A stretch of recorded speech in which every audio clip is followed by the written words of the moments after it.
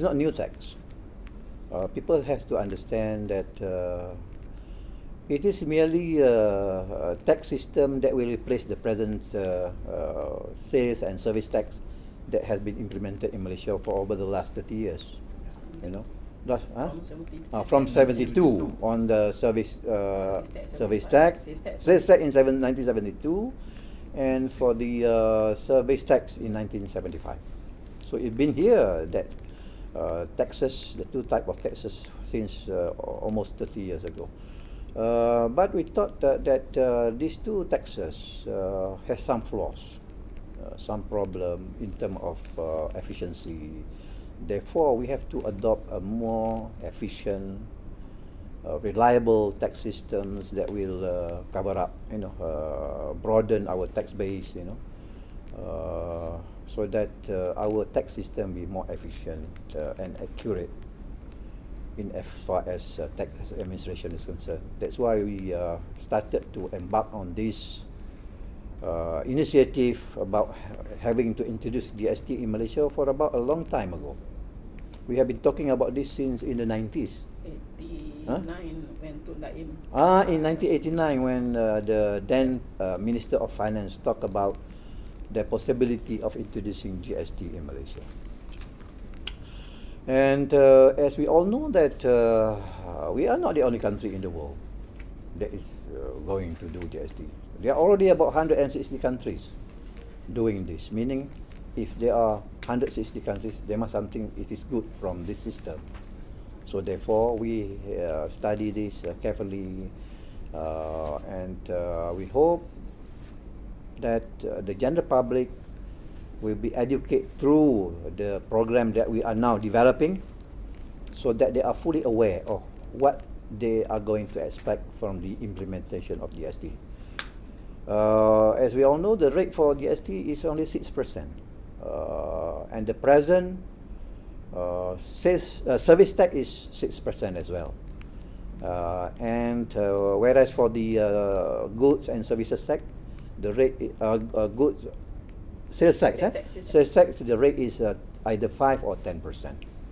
Okay, so therefore the 6% that we are going to introduce or impose on the GST, I think something which is being carefully considered by the government, so that it is not too burdensome for the general public when it is implemented. All right. And also, when you were saying that you're in the midst of developing a program for Yes. the public, when do you think it will be ready, and how are you going to educate the public? In fact, we have started to educate the public long before this. Already, 2005, we have been educating the public, the industry association, and general public, through our awareness program that we have been conducting since 2005. But of course, when something is not concrete, people are just not given any, on the part of the general public, they are not given seriousness towards what we give them. But now that since the thing has become something to be implemented, now we have to re-educate, providing more information so that everybody is fully aware and fully understand what this system is all about. Because one thing I would like to stress is that GST is not a new tax. Okay, we term it for layman understanding just to replace the tax system of service and sales tax that we are being practicing since the last 30 years. Okay. In fact, if I can add to please, the training, because we divide our target group into three main.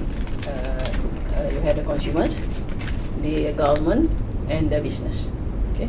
So as far as the consumers are concerned, we would be more on awareness for them to understand what is GST. What are the goods maybe to be not subject to GST. What is the scope of GST? More for them to understand what it is all about, and it is like what Dr. Sri has said. It is just replacing the existing consumption tax. So for the awareness program where the target is consumer, either we organize it ourselves to our state directors, or we do work with the Persatuan Pelindung, the Consumer Association. We do work with them, and we do work with the various NGOs. Next one. And then secondly, you have the government would be the ministry or statutory body, even the higher school IPDA, So we have various the state directors going on outreach with them. So we talk to the students, we talk to the lecturers, we talk to the staff where IPDA is concerned. And for the government, is also to the employees and the bosses, of course. Correct. And that we work also with the Ministry of Finance. And then thirdly, the business, we have done quite a lot since 2005 with business. In fact, when we first issued the discussion paper way back in 2005, we did call the business according to sectors, the social sector, the manufacturing sector, transport sector, to explain what is GST and how it impacts them. And as far as business is concerned, we also have more or less like a workshop just to prepare them. How to do the invoicing, how to do the record keeping, how to register, getting them to be business ready, and more of it will be carried out. That is what we call hand-holding program. In fact, the whole next year we have already laid out all that, and I think Datuk Seri also will be discussing with all the state directors to be more aggressive on this matter.